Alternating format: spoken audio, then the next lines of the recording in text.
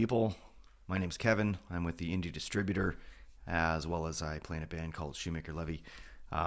Just prefacing this interview that we did recently with Bennett from CUDBEAR. Had a chance to sit down with them and talk about their new record. So hope you enjoy it. And if ever you're interested in taking part in one of our interviews in the future, just reach out to us, and happy to oblige. Support indie. So yeah, we're here with Bennett from the incredible three-piece CUDBEAR from Barrie. And they've just released a new record called Purple, and it's fabulous.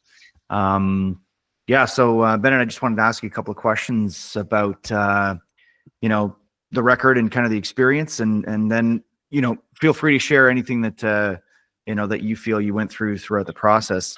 But always when we're kind of talking to musicians that have been around the bend a few times in terms of making records, the decision to compile everything into a full LP, was that something that you kind of talked about ahead of time, and you're like, let's get all these singles, bash them all together and make an actual LP? Or what was the decision making process like in that regard? Well, this record was kind of weird because we had found out that our drummer wanted to pursue something else. So we found out that we were going to be losing our drummer. Damn. And we had written so much music up until that point. So it was kind of like I was really pushing to, we better make a record now, because if we don't, all these songs aren't going to get recorded. And I don't have a regret per se, but I wish we recorded more music when we were a unit, because we had 2 albums probably ready to go at that time. Mm-hmm. But so Purple was kind of like the best of what we could possibly put together at that time. And so it was some of the songs we writ like when the band formed, and then other songs we writ kind of months before we went into the studio. So it was kind of a mix mash of old and new. Nice. But I think the whole record has it's got good flow, and I feel like all the songs really go they go well together, because we could have made a bunch of we could have made a record that sounded different, but this one was just kind of, I felt like we got most of what we wanted to say when we were recording this album, with the variety of the songs as well. Yeah, and its current statement. Yeah, because one of the things I was curious about too was kind of what you learned between, because there's the 2019 release, and then and then time flies, right? So then all of a sudden you acquire all this knowledge and all this experience, and so in between the two, what do you feel like you learned throughout the process? Sorry, in between the last record and this one. Yeah. Both were different, and then we also had an EP think that we did kind of in the middle. So we were looking at our discography the other day and looking at all 3 projects, and we're kind of talking about which one did we have the most fun making, and which one for the next record, what direction do we want to go in. And I don't necessarily have a favorite record. I like all of them. I like First Bite because it's got we were, I think, 19 and 20 when we made that one, so it's still got a little bit of that teenage angst to it, which is where a lot of those early songs kind of came from, just being irritable and being angry. Which I like, because it makes for a really cool sound. And I think we're kind of trying to channel that in our new music, just the irritability, because I can be a very moody person, and so I'm trying to use that to my advantage when I'm moody, strap on a guitar and try and write something, and then that makes for some interesting music. That's the goal. But so I don't know, I guess what we learned was just keep recording music and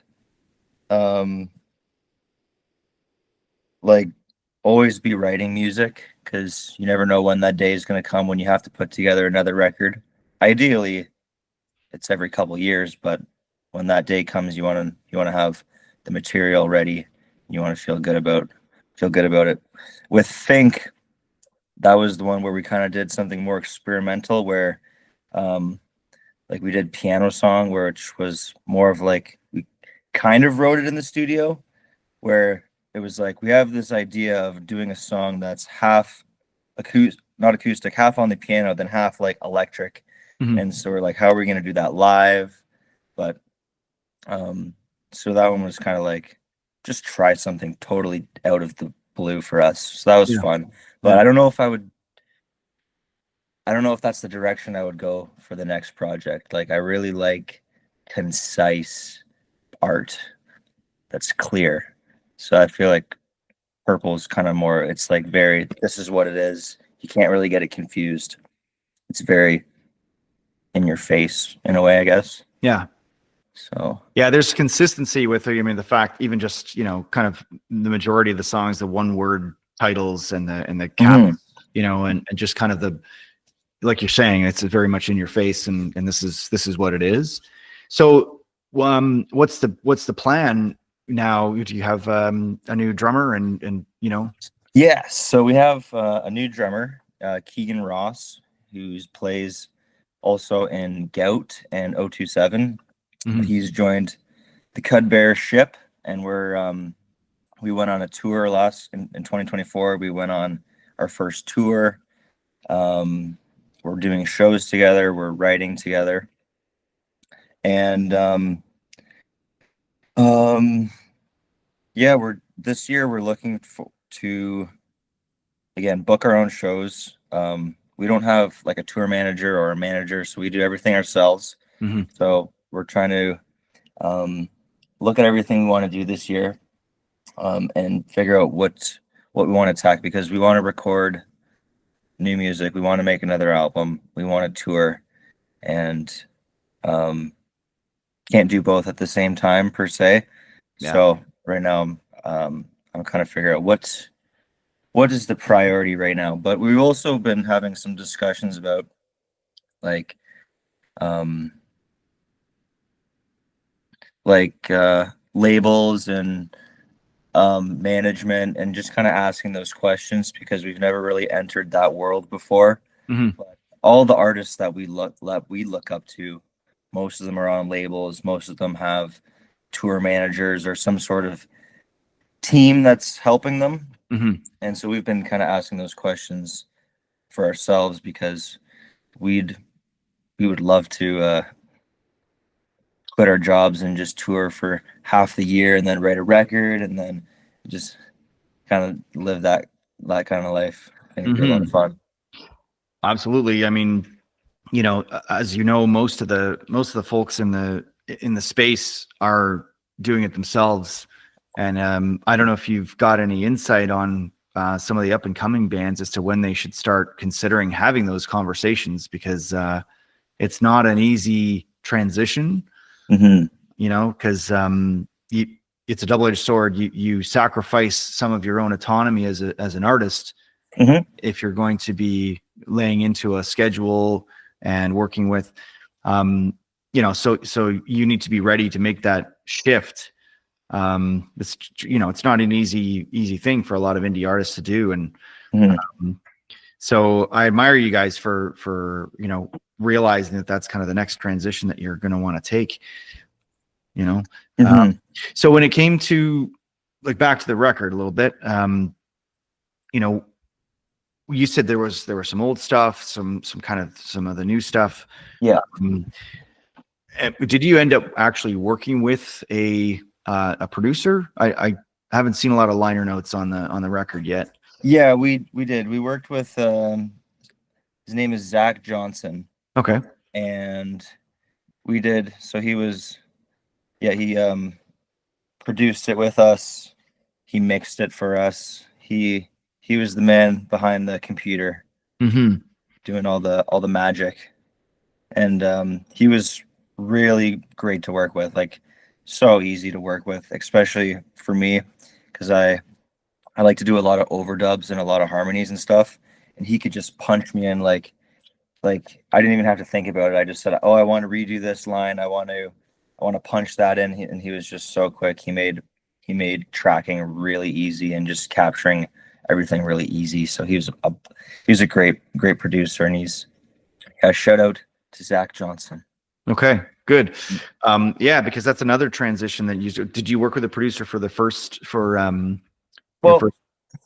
we've always called them more so engineers than producers. I don't know if that's the correct lingo or not, because we've always written the songs, and then we would bring it to someone, and they would record us. Mhm.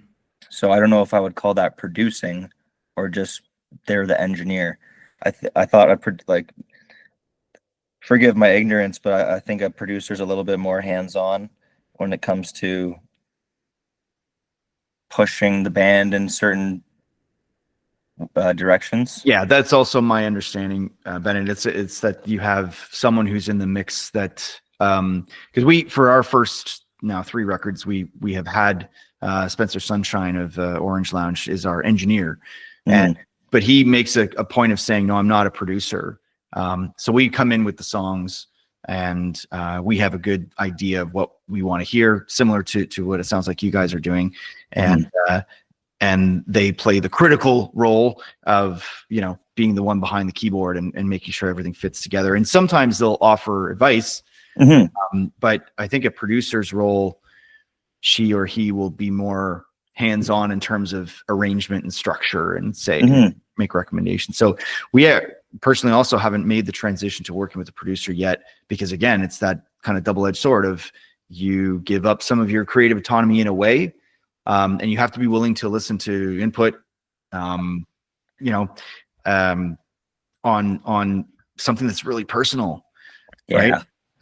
Yeah. Mhm. So that's, I mean, as we progress as artists, it's one of these things where how much of it is us holding on to our like full autonomy in terms of the creative process, and how much does it make sense to pass to somebody else to say, can you give me your opinion on this? Because you might reach a point with your bandmates where it's like, I can't see the forest for the trees, right? Mhm. So yeah, so what it sounds like to me is that you had an amazing engineer, and you exchanged some ideas, and that's because the next frontier for us is to work with an actual producer, which again we haven't done that yet. Mhm. Maybe for the next one. Mhm. I always have to ask this too, is just to determine whether your plan is to make physical copies. Maybe you already have, or what's that conversation been like We so do. far? We Oh, have you do? CDs. Wow, that's Yeah. that looks really cool. Yeah. How many did you get cut? We got 200 CDs Nice. pressed. Yeah. So what was the decision to say we need an actual physical product? I think CDs still sell. Like, they do sell. At the merch table, like when we're playing shows, T-shirts and CDs will always sell, I think. So they're always good for bands to have just on deck, because yeah, you can sell a CD for whatever, 5-10 bucks, and it's a worthwhile investment. Or they're also just they're kind of like collectibles. Like, people still collect CDs, even though CD players are basically extinct. I don't think they Hmm. make them anymore. Um, and they're affordable for bands to print CDs, and I'm sure you could even kind of do it yourself for cheaper. But we went with Indie Pool, which is a company in Toronto, Nice, and they did our first album on CD, so we went with them again. nice, nice. Yeah. Um, and what's the? I mean, purple is kind of this obscure. I mean, it's not directly clear as to what that leads to, but maybe if you don't mind not sharing any secrets or anything, but like what's behind the curtain there? I love that. I love that there's a curtain, because that was kind of the intention. I um I just felt like, while we were recording the record, um kind of like when we got home from the studio on whatever day it was, it just like, I don't know, it just occurred to me that everything that we were doing and where I was at personally, I felt like Purple was just the perfect title. I felt like it captured the emotion of the record really well.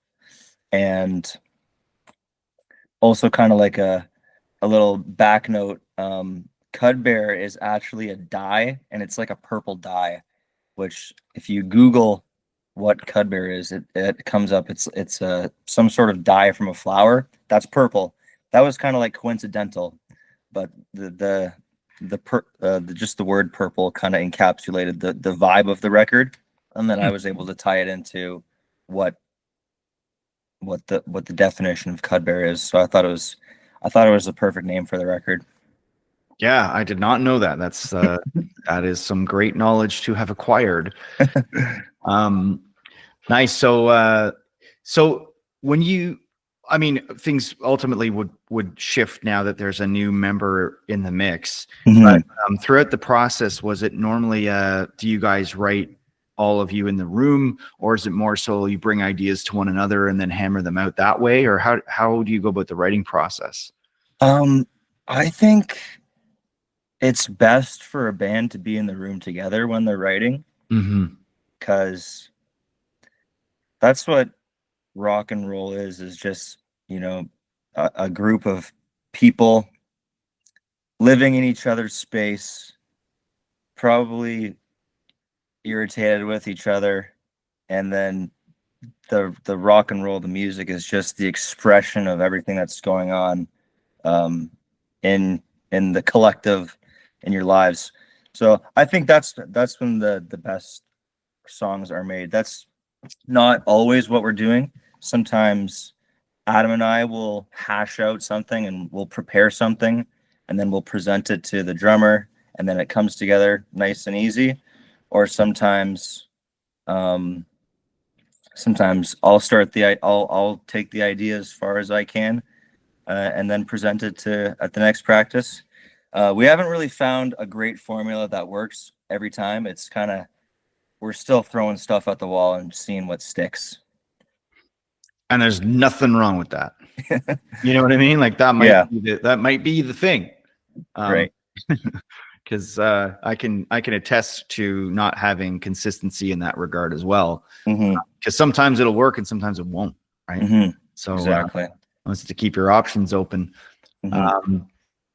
So new lineup essentially. I mean, a new member. What's next on the horizon? What do you guys have coming up?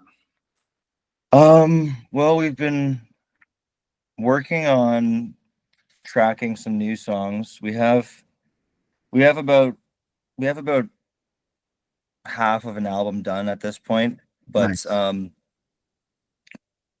And we also have some songs that we've been playing live for a long time that people have been saying, we want to hear this song recorded. Like, when are you going to release this song? Which is great. So hopefully the plan for this year is to record some of those songs and maybe do like a Purple deluxe version, or just start working on the next project. We do have a producer in mind that we want to work with this year, who we met at Gussapalooza. So we've been, hopefully, his name's Siegfried Mier, and hopefully we'll be working with him this year. But other than that, he's a good lad. Yes, absolutely. He's been very helpful, and we've had some good chats so far. Nice. So yeah, just keep recording and keep touring. We wanna keep playing shows, and we wanna pay our bills by playing music. Like we all work jobs, but we've been talking about like just maybe touring, and maybe even doing like learning, like maybe even just doing some cover sets, because those also, I'm sure you know, that they pay a bit. They'll toss a whole bunch of money at you for doing that. So if that helps fund the rest of the the project, then that would be maybe something we're looking into for this year as well. Again, a double-edged sword, Bennett, as you're well aware, because you need to decide on whether you're playing music that appeals to the masses or whether you're going to be, covering songs that you feel in your soul is actually an extension of the expression of your creative abilities.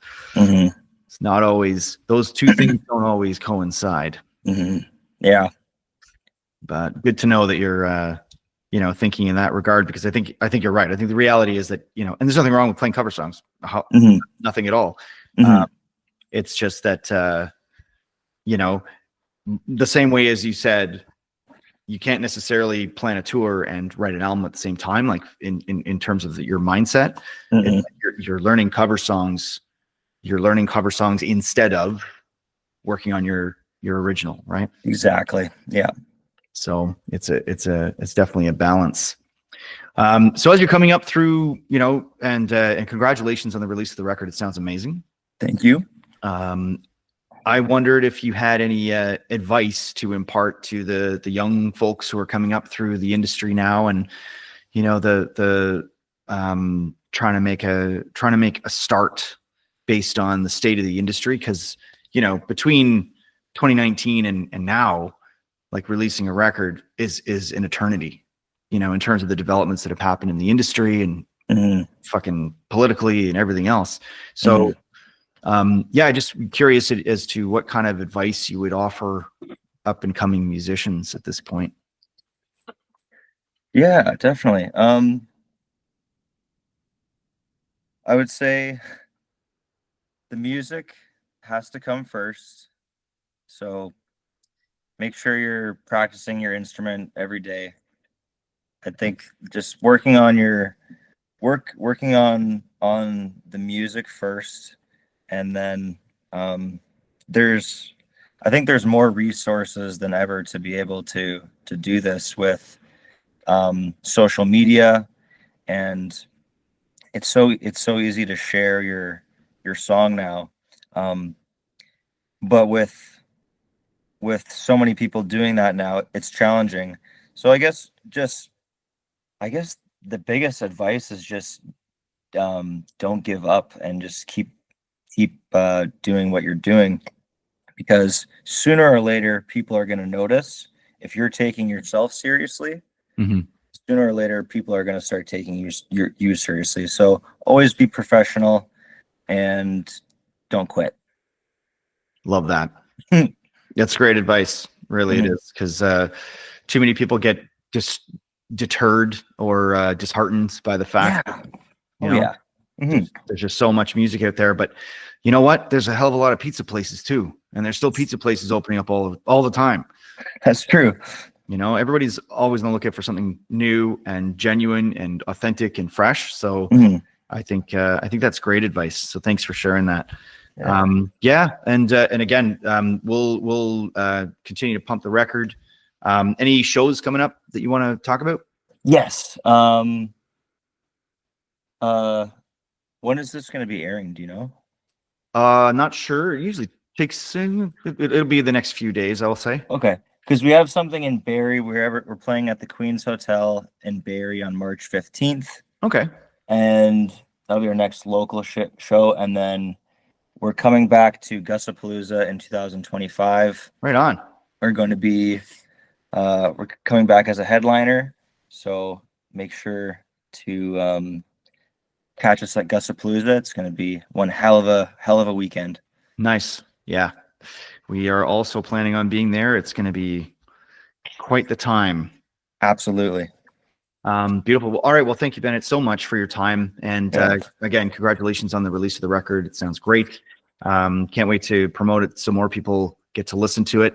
And if anybody is looking up CUDBEAR, what's your drug of choice in terms of social people connecting with you? Yes. Right now it's Instagram. Okay. We're working on a website, but yeah, subscribe to our YouTube, follow us on Instagram, and we're also on Facebook and TikTok. Okay, that's great. Okay, man. Well, thank you very much for taking some time this morning to chat through, and looking forward to seeing more music come out of CUDBEAR for sure. Thanks, Kevin. Yeah, good chat.